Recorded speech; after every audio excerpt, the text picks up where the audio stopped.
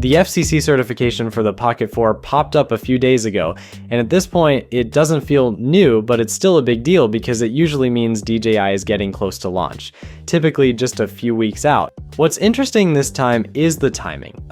With ongoing discussions in the US about tighter restrictions on DJI imports, it almost feels like DJI wants to get Pocket 4 out the door sooner rather than later.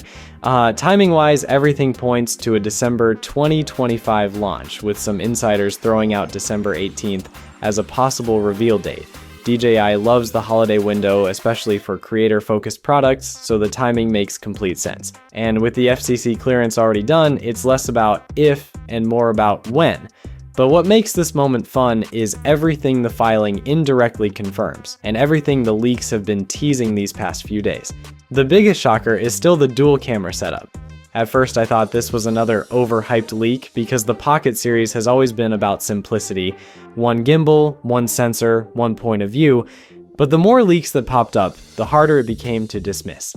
The dual camera layout has now shown up in multiple leaked renders, hands-on testing clips, and even repeated mentions from reliable leakers. When the same design keeps surfacing from different directions like this, it starts feeling less like a rumor and more like something DJI has actually built.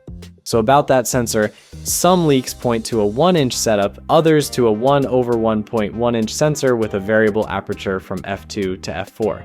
And yeah, we've seen variable apertures on smartphones, so it's definitely not impossible, but doing it on a larger sensor strapped to a tiny 3-axis gimbal is a whole different engineering challenge. If DJI actually pulls this off, amazing. But right now, it still feels a little too good to be true, like one of those features that sounds unbelievable until you see it in person. There's also talk of 6K 60 frames per second video, which again sounds amazing, but I'm curious whether DJI will lock some modes behind a crop or thermals. Pocket 3 was already pushing limits with its 4K modes, so I'm treating 6K as a maybe, but don't bet your lunch money on it. Battery-wise, this one we do know, like it was stamped right on the FCC document. The new battery looks like it's jumping to around 1,545 mAh from the Pocket 3's 1,300 mAh. That's a healthy bump, and honestly, DJI had to do this. A dual camera setup would be pointless if the battery died halfway. The leaks also mention updated internals and more efficient image processing. Design-wise, the Pocket 4 looks slightly taller with a couple of new buttons for quick controls. That's actually one leak that does feel believable. The Pocket 3, for all its strength, still made you dive into menus too often. And then there was the whole second screen rumor, which got a little out of hand.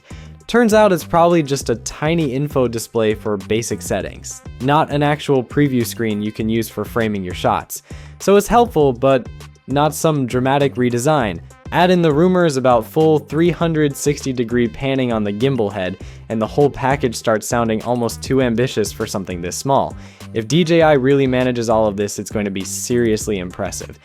So, yeah, I'm hyped. Cautiously hyped. If DJI manages even 80% of what's rumored, the Pocket 4 could be a remember where you were when this launched kind of gadget. If you're thinking about picking up a Pocket 3 right now, maybe hold off. We're too close to launch to justify a big purchase. And now I'm curious, which part of these leaks makes you raise an eyebrow?